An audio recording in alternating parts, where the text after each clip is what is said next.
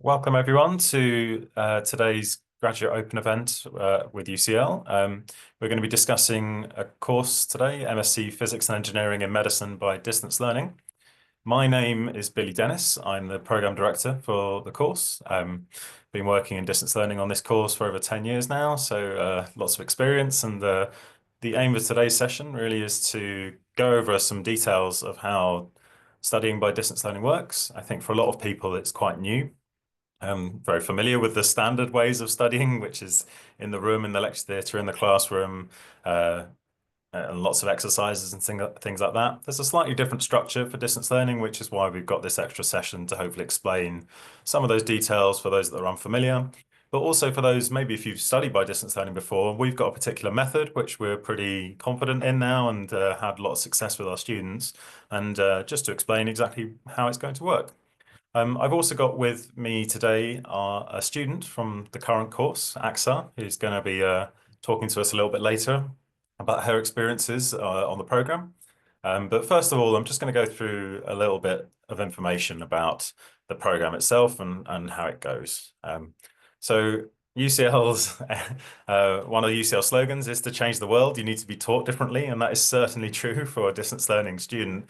There will probably be a number of reasons why someone might want to study by distance learning as opposed to on campus.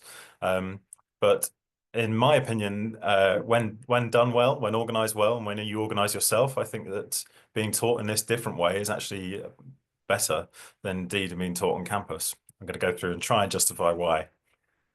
So yes, physics and engineering and medicine, this is me, the distance learning tutor. A little bit about our department. Last week, we had a talk that talked through all of the postgraduate courses where we went in a little bit more detail about the department's history. But just to give a quick summary, UCL is a top 10 ranked university in the world. Lots of experience in research and producing outstanding research that internationally leads the field. We're a relatively small department, and it's certainly at postgraduate level, and so that means that we have quite good personal relationships with our students. You get a lot of tutor time, you get a lot of supervisor time as a student with us. And in particular, because we are based at UCL and have access to many world-leading hospital facilities here in London, we make use of all of these. You know, UCLH is right next door.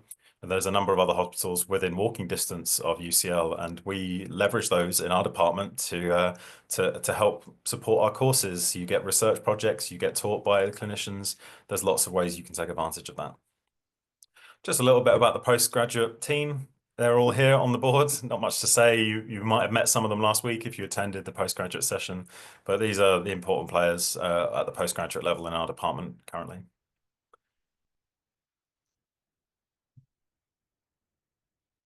There we go. So very quickly, just to talk over what our department particularly specializes in, you can see a range of different subjects that broadly fit into these categories. Medical imaging is a major strength of the department across many different modalities, MRI, ultrasound, optical methods, so visible light, but also electron microscopy as well, and other methods that relate to all kinds of clinical situations. We've got a quite large radiation physics group who do a range of different things, including imaging, making radiation detectors, and particular cancer treatments of various kinds, proton and radiotherapy, X-ray cancer treatments. And then there's groups that look at more advanced X-ray diffraction methods as they apply to medical problems. We've also got a very large specialism in computing, which is natural given the development of this technology in the last 30 years or so. So using computing for all kinds of things, for helping diagnosis, it's used in imaging, it's used in radiotherapy treatments, it's used in robotics, all kinds of different things. And then another major area is implanted devices. So using sensors inside the body to measure, monitor patients, and even potentially do some forms of treatment using electrical stimulation and things like that. And then there's probably a final large group broadly that is the robotics and AI group, which are helping develop software and robotic methods for surgery to help support surgeons in treating patients. Our program is specifically looking mostly at the medical imaging and computing and the radiation physics areas in this case for this degree. Our department, very loosely, is I said, roughly quite small at postgraduate level compared to some other departments at UCL. We've got around 110 postgraduate taught students each year, roughly, with about 180 PhD students, as well as 80 postdoctoral research staff, and then 50 or so permanent academic staff. So those ratios actually work very much in your favor. As I said, it means that you've probably got access to a number of different researchers who can help support you during your studies. And that's a key part of running our distance learning degree, is to make sure you're well supported as you study from a distance. A little bit about the degree itself. This particular MSc has its origins as the first MSc in the world that's applied to radiation physics applied to medicine. It comes from one of our department founders, which is Sir Joseph Rotblat, who is a Polish immigrant who moved to Britain before the Second World War, and then was part of the British contingent to Los Alamos, where they were developing the atomic bomb during the Second World War. He then withdrew from the Los Alamos project. He was the first physicist to withdraw on ethical grounds, saying that he did not want to contribute to making the bomb. And then he spent the rest of his life using radiation for humanitarian purposes. And he did a number of things, including receiving the Nobel Prize for setting up and running the campaign for nuclear disarmament that was very successful in the 1960s, 70s, and 80s. But he also set up medical radiation courses, including one that was based at the University of London that is now the degree that we inherit. So that degree had been running on campus for many, many years. And in 2011, it was decided it would be worthwhile replicating this on-campus degree for those who can't attend in person in London. And that's what this distance learning course exactly is. It is designed to completely replicate that program. You do the same assessments, you have the same learning outcomes, you end up with the same qualification at the end of it. Our first graduates were in 2013. And then in 2015, both programs were accredited by the Institute of Physics and Engineering in Medicine, IPEM, as a mark of quality for their degree, but also to give it a signifier that you can use this degree as part of your training to become a hospital registered clinical scientist, which is required here in the UK.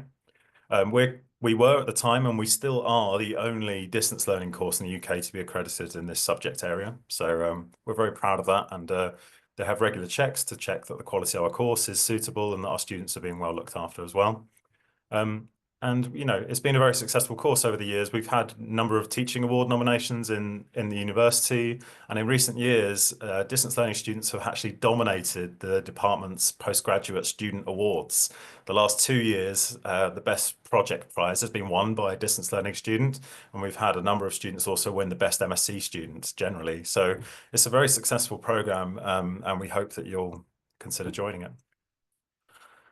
So I mentioned it comes from this radiation physics specialty. And the difference with distance learning as opposed to on campus is that there's a lot more flexibility in the way you study.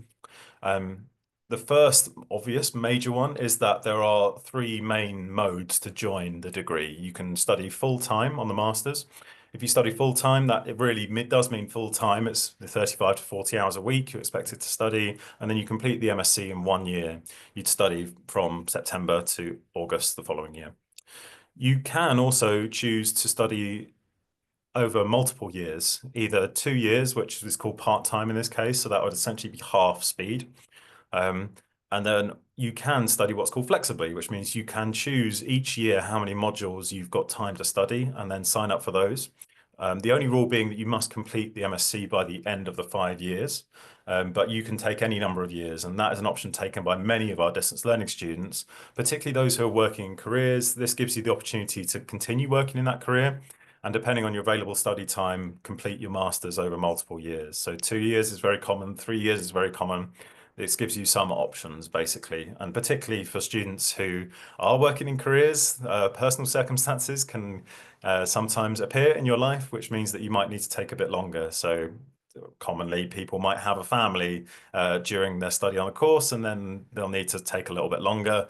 There's all kinds of options here. The degree is designed to allow you to do that particularly.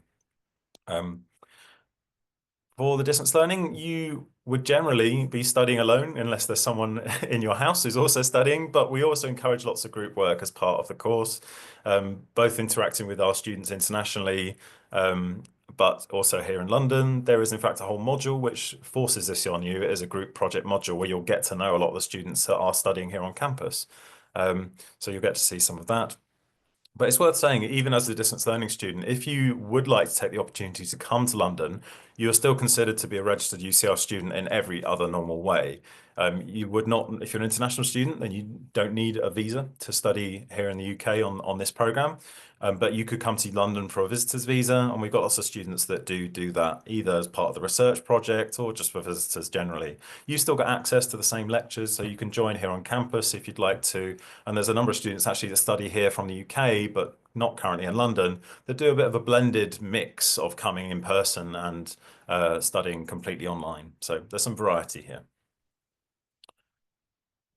So just to give you an example of what you might, what kind of decisions you might make about how many years you'd like to study the MSc, I've put 3 examples here of different students who've got different backgrounds and might want to come and study with us. It's worth noting that, yeah, we've got lots of students from undergraduate backgrounds across the physics and medical sciences and engineering sciences backgrounds. You can have any number of these degrees potentially, as long as your qualification was good enough. And there's lots of students who do have these backgrounds that are then specializing into our subjects. We're a mix of many subjects ourselves. We've got some physicists in the department, we've got some engineers of various kinds. There are medics, there are vets, there are chemists, there's all kinds of range of scientists and engineers. And so we also accept students doing the same thing. So a typical student might be something like Hannah here. So Hannah, in this example, is currently working full-time in a hospital, and they're in a training role for a clinical scientist position. So as part of that training, to become a full registered clinical scientist, they need a master's and it needs to be accredited in some form. So they can use our master's as part of the degree. In this case, the hospital might be giving them 1 day off a week to study, and then work 4 days a week in the hospital otherwise. So this is pretty common. Lots of students and lots of hospitals help students come through the program that way, in which case they would be able to complete the MSc over 2 years. Then we've got a student like Alex, who might be from a different background. They're probably not, they might be working a full-time job, but not necessarily in a clinical environment, but they're interested in changing to becoming a medical engineer, a medical physicist in some way. And so studying the MSc with us allows them to do that. And they don't have as much time to study, that maybe their work is not directly supporting them as they study for a master's. So they'll have less available study time each week. So in which case they've decided to study slightly slower and complete the master's over 3 years rather than 2 in that case. So that might be an option. And then we also have students as well, like Sanjay, who is a student who's not in full-time employment at all, and is looking for a master's degree, but needs some flexibility in terms of being able to study from home for whatever reason in this particular case. So they can come and study the master's full-time by distance learning as well. And then they might be interested in going on to research careers afterwards as well. There's all kinds of different backgrounds here. If you want some questions on the specifics, feel free to raise them later in the question and answer session. So flexible study is sort of the key word that key term that we use to describe this degree. Is flexible both over the numbers of years and the way that you study over the year, any individual year as well. It's a fully asynchronous degree, which means that there are no live sessions that you absolutely must attend yourself. You always have the option of studying in your own time, whatever time of day that particular situation is. There are a series of structures and rules that we have that you would study by. The first being, at the start of each academic year, you decide how many modules you would like to study for that academic year. Now, if you're full-time, there's no options, you just take them all. But if you're part-time or flexible, you can vary that. So the rule is that you commit to those modules at the start of the academic year, but just for that year. So if your plans change the following September, you can say, oh, I'm only going to take 1 module that year because maybe there was less time available. That's completely fine, but you only commit to the academic year in front of you.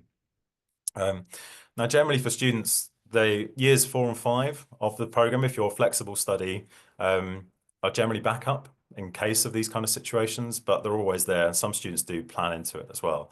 The rough structure of the degree, if you are studying over multiple years, is this same loop that you complete. So you start in October, you register for modules, you have your induction or your enrichment, and then you start studying from November through to the end of March. There will be tutorials as part of it, tutorial 1, tutorial 2, tutorial 3, and then you have all your exams usually in term 2 in May and June.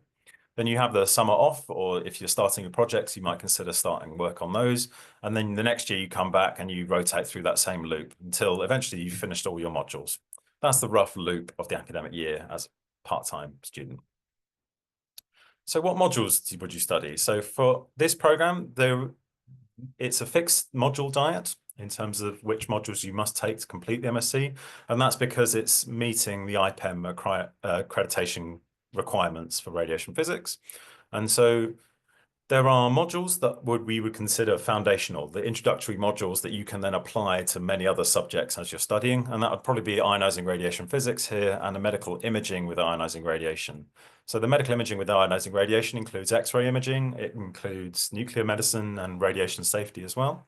So SPECT and PET scans as well as how to make sure that it's safe to use for patients and for the workers themselves.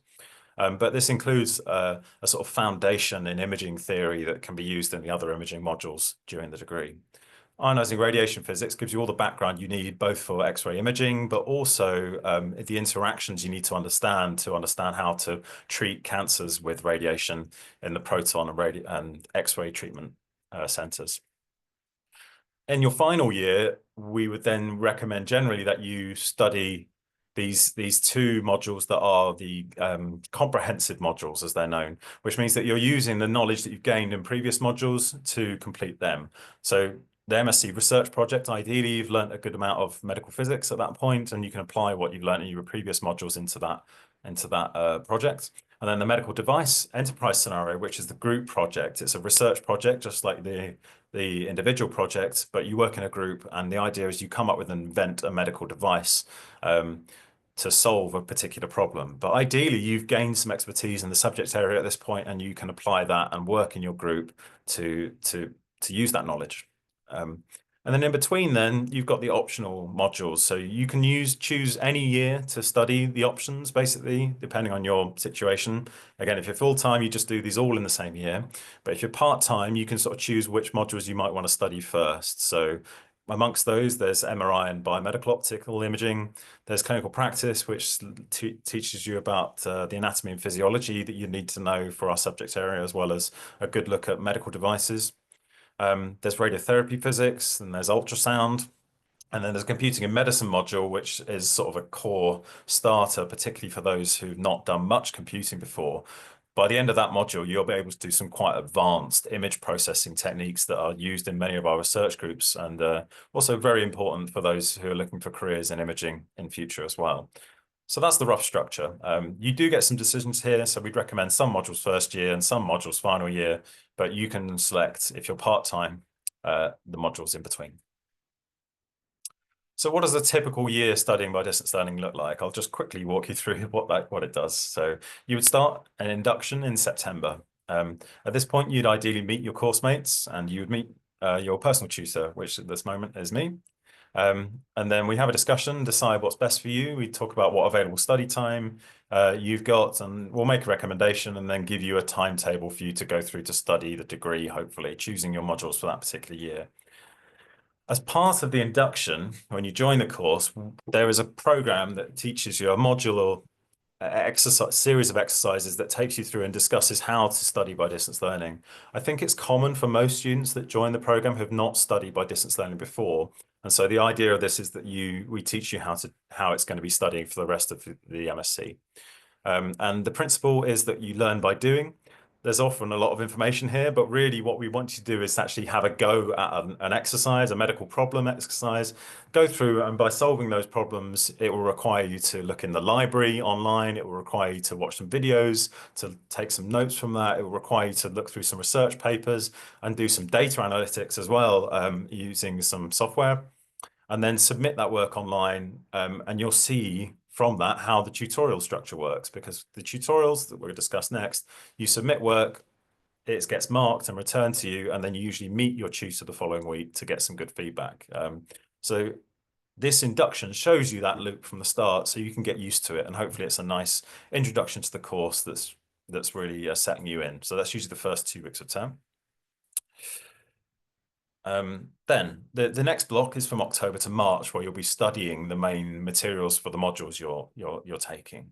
So each module is divided into these subtopics based around the recorded lecture videos that are given here on campus. So each year we get lecture videos, they're recorded, and we split them up to these small topics and then set them down for the distance learning students to make it clear. So you can see on the right here, there's a little timetable that sort of shows which topics roughly are being studied each week, and we make these timetable recommendations to say, if you can study those videos by this period, then you'll be keeping up with all the material to stay up on time so that you're ready for your exams by the end of the year, and you're ideally studying fairly evenly.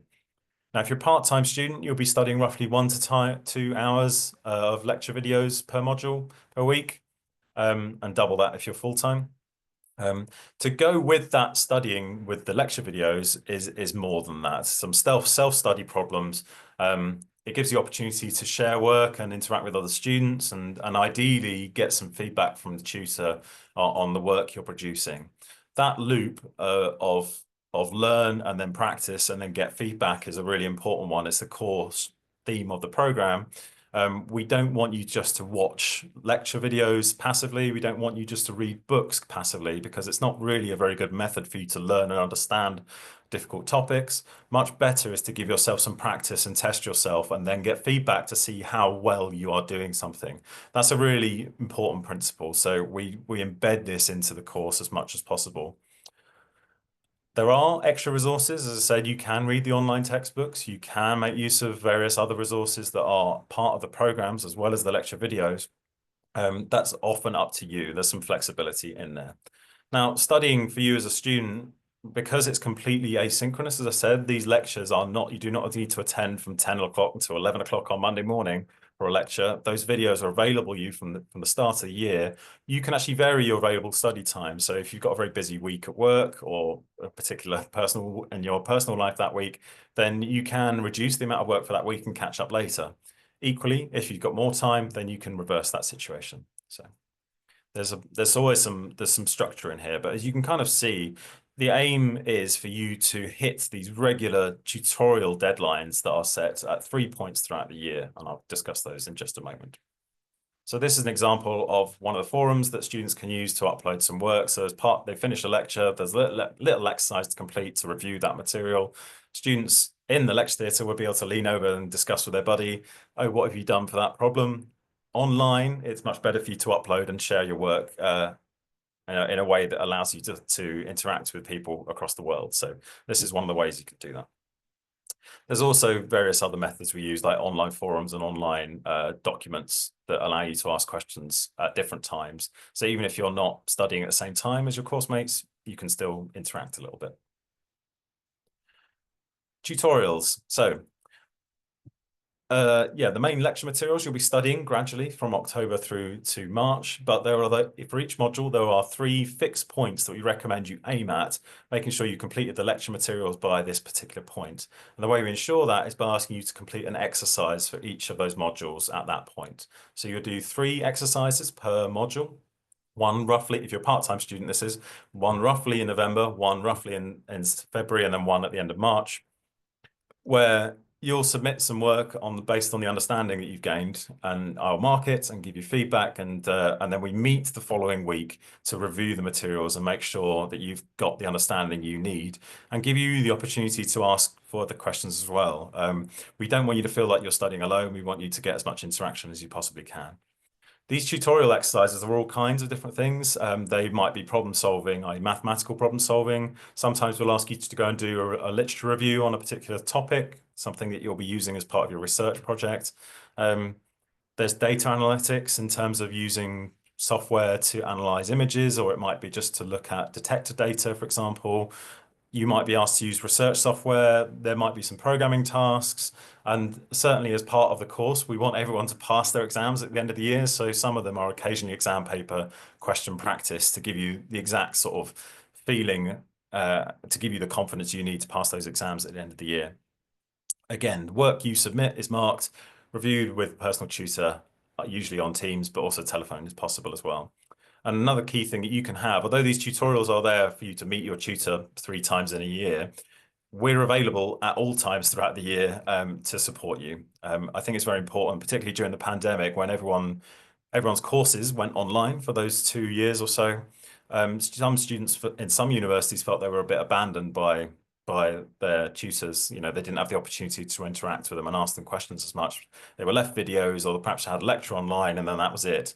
Well, that's not how we do it. We've been running this course for a number of years now, and we find that those interactions with the students and the tutors are absolutely vital for you to complete the course and succeed on the course. So basically, the personal tutor is available for you any time to talk about anything.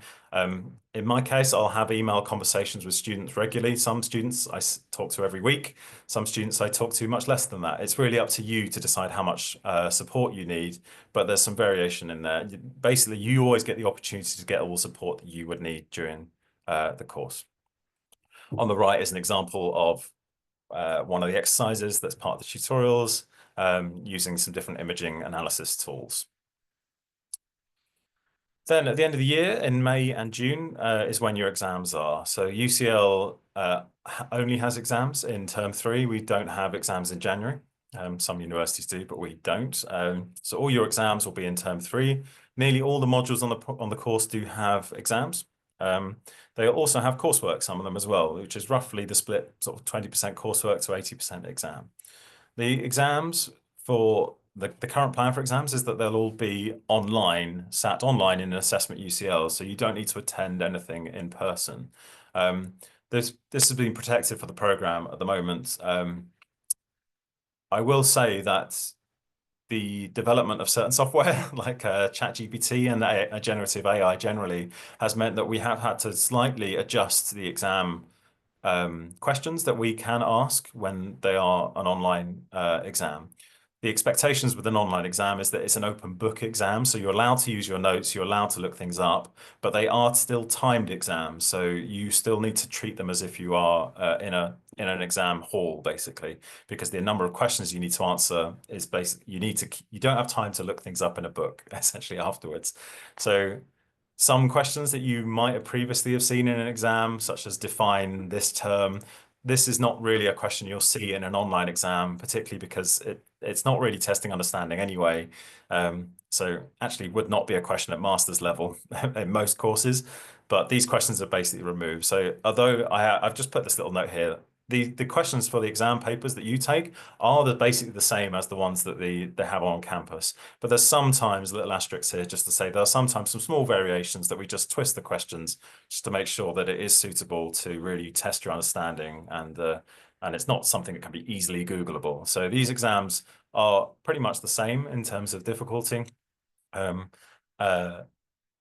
get the benefit of that, basically, of having all your exams online, so you can take them from home. No need to leave your home. Research projects. So yeah, this is only if you're studying in your final year. If you're a part-time student, you'll start your research project usually in October, and complete it by August, where you submit your final thesis. The projects are worth 4 modules worth of credit, so it's a big part of the course. It's worth 1/3 of the total MSc. You've got different options here, and distance learning students have a number of different types of projects. One common one is if you are in an environment that can have a local research project, then we will work with you to develop that local research project, and you can do it in your workplace. So this might be suitable for those that are working in a clinical system. Maybe they're working as a trainee radiotherapy planner. Then the ideal solution is that you make a research project that helps you in your workplace, something that you want to solve, some research question that you want to develop on. It helps you build your relationships in the hospital you work, and it helps enhance your career as well. So that is always an option. There is occasionally situations where even if you don't work in a clinical environment, we can organise a local project for you, either at a local university or a local hospital. Though there are sometimes some challenges, particularly for if you want a patient-focused project, then you really need to be working in the clinical environment already, because access to patients is a bit more restricted. But definitely for more physics and engineering projects, other possibilities are available too. But The second option is that you've always got the ability to look on the list of master's project proposals that we have for all postgraduate students in the department here.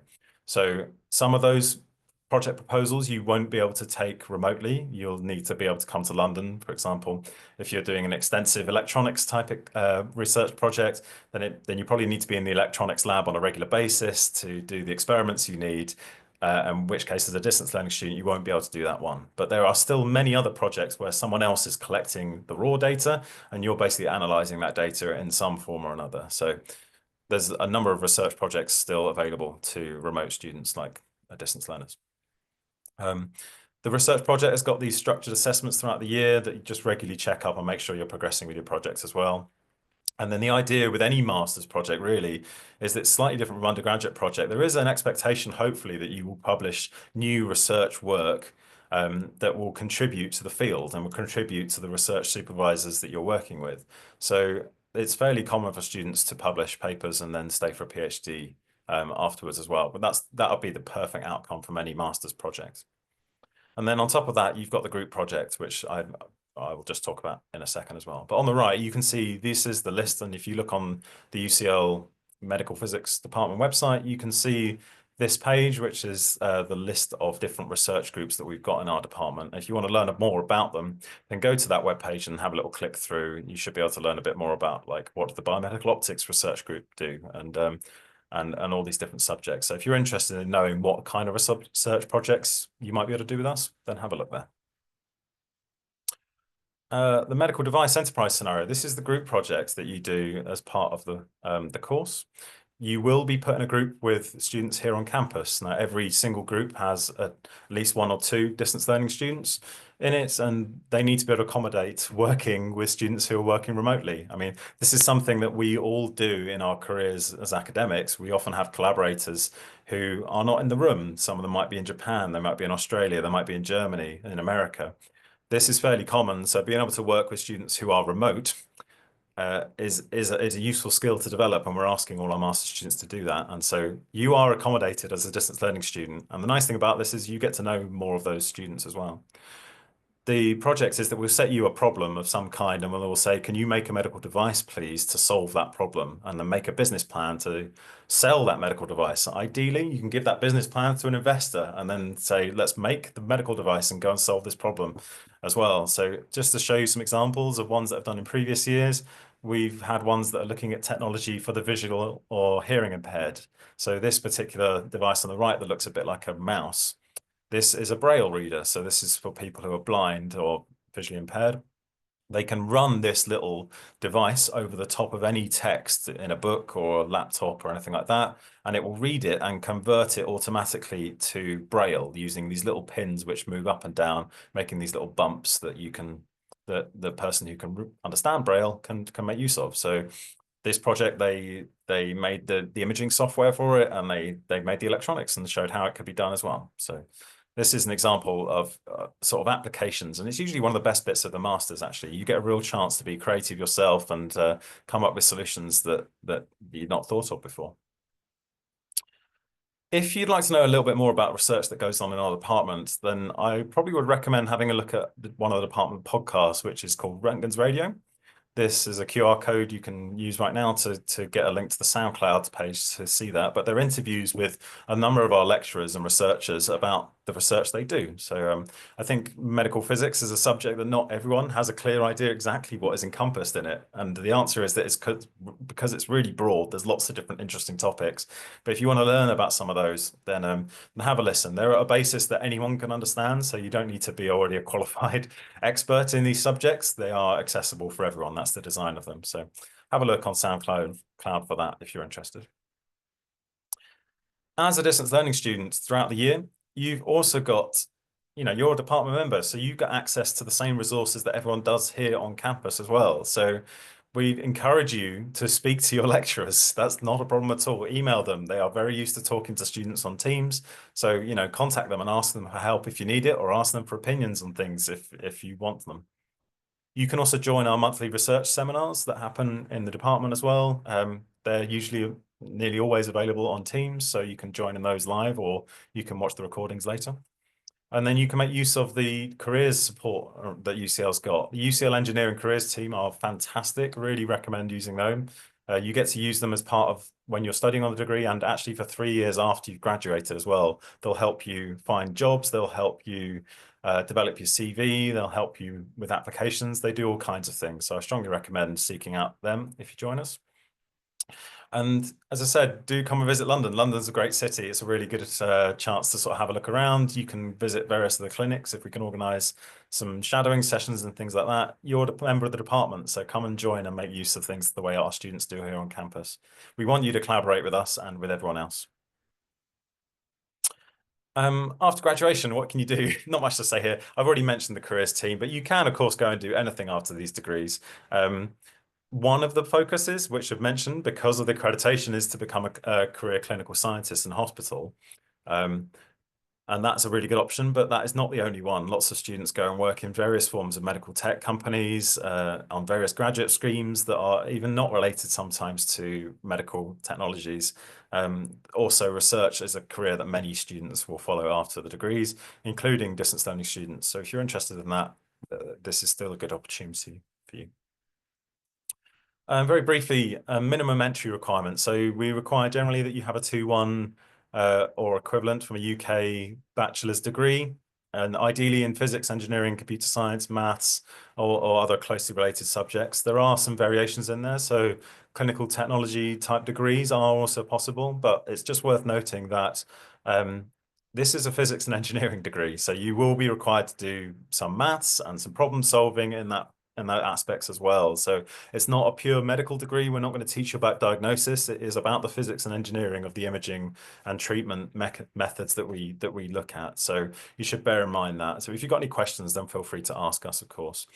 We do accept students who've got a 2-2 under a certain set of conditions, usually that we ask that you've had some kind of clinical experience before, or that you've got a particular maybe you've got some modules in your undergraduate degree that relate directly to our subject area, or if you can just make a good case, basically, based on your research history or something like that as well. So it is possible to get on the degree with a 2-2 as well, but that's just you probably need to make your argument a little bit more strongly. On the screen, you can see the fees, course fees for next year, starting next year. These are for full-time equivalent. If you're a part-time student, then you divide it up based on the number of modules you're taking. So if you're part-time, it'll be 50% year 1, 50% year 2. And if flexible, then it depends on how many modules you take. You basically pay fees for the modules you take that academic year. But this is the split for the full-time fees for the whole program, basically. Other funding things to think about. Postgraduate student loans are available for students here in the UK. They can help contribute to the fees as well. And there's also some UCL scholarships, although, as I mentioned in last week's talk, you need to make sure you're looking at those application deadlines. The application deadlines for those scholarships is actually before the start of the course. So if you're interested in that, then have a little look. Okay, I think that's about the end of my talk, really, for now. So I think we'll move next very briefly. Before we go into your questions, I'll have a talk to Aksa. So welcome, Aksa, who's a current student on the program. Hi, Aksa, how are you? Hello, I'm good, thank you. Thanks Great. for having me. Yeah, great. Would you mind telling me and everyone a little bit about your background and why you came to study on the MSc by distance learning with us? Yeah, sure. So I have a background. So I did my bachelor's in biomedical engineering, and I currently work as a clinical technologist. So my background is basically clinical engineering, but I was interested in this course in particular because I wanted to transition into medical physics. As I was working as a clinical engineer, I just noticed I gravitated towards ultrasound and ionization, and I just wanted to transition my career into medical physics. So since this course offered an IPAM accredited course, it stood out to me, and so I'm here studying the course right now. Mhm. Great. And you're studying as a full-time student, right? Yes, so I'm a full-time distance learning student. So I work part-time currently and I study full-time, yes. How are you finding the workload and hours of studying Mm, the course? Initially, it can be a bit overwhelming. There's a lot of information. And since if you're particularly a professional working, you haven't been studying academically for a while. So the transition in the beginning can be a bit of an adjustment. But once you start working, and Billy's always there to, you have so much support around you that you end up getting adjusted to the course anyway. So yeah, it has been pretty exciting and daunting at the same time. Yeah, yeah. Which modules have you studied so far then? Because you're only So I've studied sorry. So I've studied ultrasound. I think I'm in term 2, so I'm getting a little bit confused. Ionization, radiation. We started the medical enterprise project, so that's the group project, and then I think 1 month into the course, you start working on your research, your master's research course as well. So yeah, the term 1 is mostly 4 modules, and then I think term 2. So for me, because I'm a full-time student, it's split into 3. So for term 2, it's 3 modules, I think. Yeah. Great. Can you tell us a little bit about what your individual research project is about?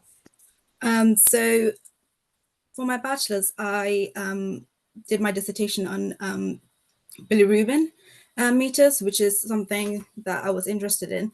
And initially, I wanted to do a research project related to my workplace. But while I was applying for it, I've noticed on the UCL program list that they had an option for a jaundice meter. So that's what my research project is about.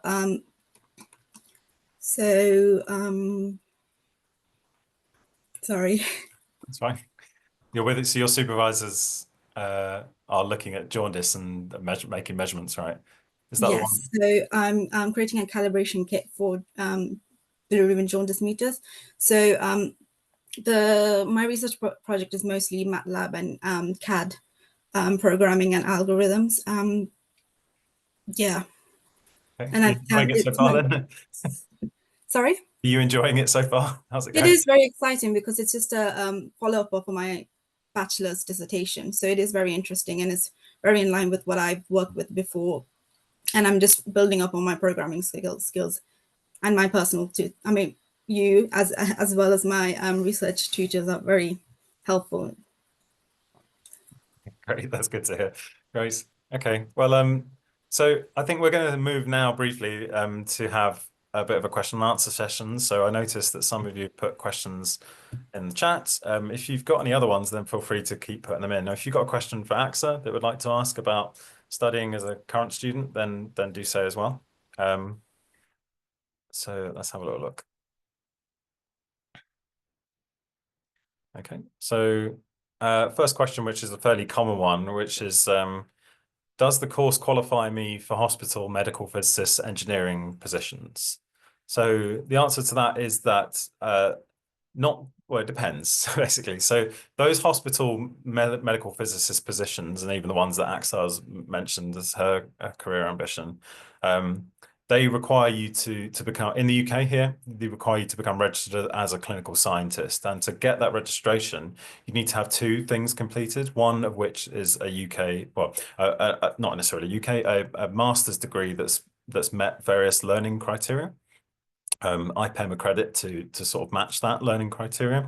And then you need to also have a portfolio of competencies where you've been to various clinics and completed various technical skills that you can only really do in the hospital. So when you're training to be one of these clinical scientists, you would need, you would generally get those competencies there, and that would happen over 2 or 3 years whilst you're just doing that job. So when you're applying for the masters, some people might come to the masters without that hospital job already. When you finish the masters, then you would need to apply for what's known as a trainee position. So you might be a trainee dosimetrist, you might be a trainee radiotherapy planner, you might be a trainee nuclear medicine imaging person. There's a range of different jobs there. Those training positions are still paid; they're still reasonably well paid.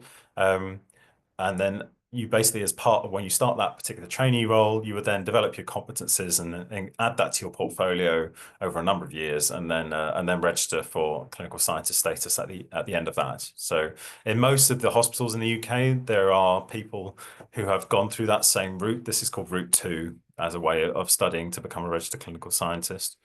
So there's nearly always some help in each hospital. Someone who's been through that same process before can help you go through it and know how it works. So it's pretty much the same around the world, or versions of this. You still need like an academic component with a qualification before you can really start to get into the career line. So it's a part of it, which is not so different, for example, from even being a doctor. So when you train to do a medical degree, and then you need to specialize later and get the competencies on the job, and then you can become a consultant after that. So that's sort of the same kind of process for a medical physicist position as well.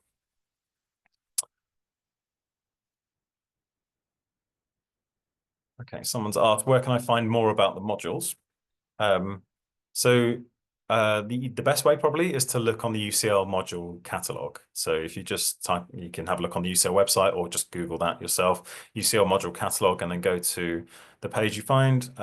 Then you can select on our department to find out specifically what is covered in each module. It should tell you the learning outcomes for each module and like what the assessments are, for example, as well. But if you'd like to know a little bit more, then it's probably worth sending an email to our team in the department, and we can send you a bit more detail as and when you need. But if you'd like to learn exactly what's in the modules, then feel free to do that as well.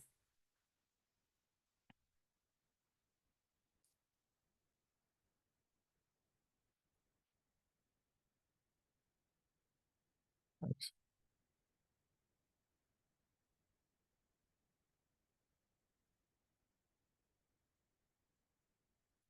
Another question come in. How much does this course relate to following a career in quality assurance of medical imaging equipment? Yeah, so that is one of the streams of the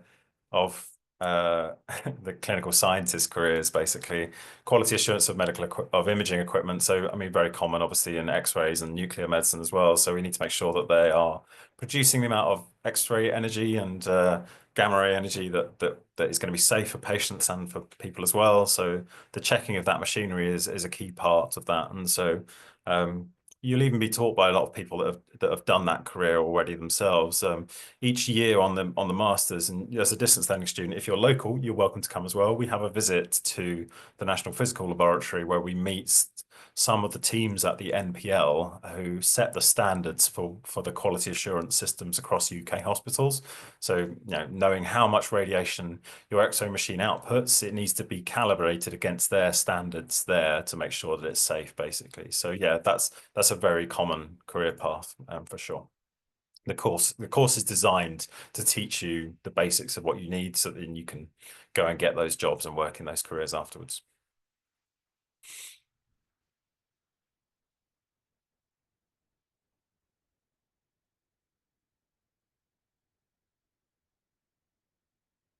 Axel, maybe I could ask you another question if that's all right.